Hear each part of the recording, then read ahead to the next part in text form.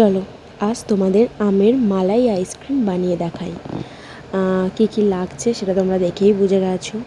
এই আইসক্রিমটা বানানোর জন্য আম গার্নিশের জন্য ছোট ছোট আমকে কুচো করে রাখা আছে, আর কাজু কিশমিশ সব কুচো করে রাখা, তার সাথে ফ্রেশ ক্রিম, গুঁড়ো দুধ আর এমনি লিকুইড দুধ লাগছে। ফার্স্টে আমি আমগুলো থেকে আমের পাল্পটা নিয়ে আর তার সাথে দুধ দিয়ে ভালোভাবে মিক্সারে গ্রাইন্ড করে তার সাথে গুঁড়ো দুধ অ্যাড করেছি, করে ভালোভাবে একটা থিকনেস চলে আসবে। এবার পরিষ্কার একটা বাটিতে, মানে খুবই সোজা আইসক্রিমটা বানানো, ঢেলে দিয়ে তার মধ্যে ওপরে গার্নিশের জন্য আম কুচি, তারপর হচ্ছে যে নানা রকম যার যেমন ড্রাই ফ্রুট থাকে সেরকম ড্রাই ফ্রুট দিয়ে সাজিয়ে দেওয়া হবে। আর তারপর ওভারনাইট মানে ফ্রিজে একদম স্টোর করে রেখে দাও, আর পরের দিনে ঠান্ডা ঠান্ডা মালাই আইসক্রিম ফ্যামিলির সাথে শেয়ার করে খাও।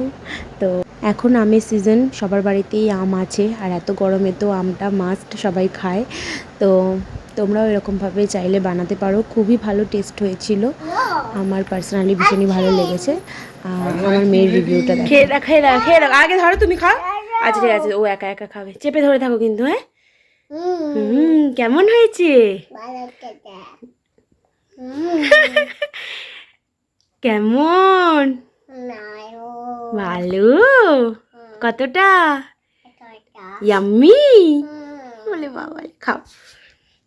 এটা আমাদের ফ্রিজ থেকে বের করে কেটে আমি তোমাদের সাথে শেয়ার করলাম যে দেখো কেমন লাগছে। আর তোমরাও বাড়িতে এরকমভাবে আইসক্রিম বানিয়ে ট্রাই করতেই পারো, খুবই ভালো লাগবে টেস্ট।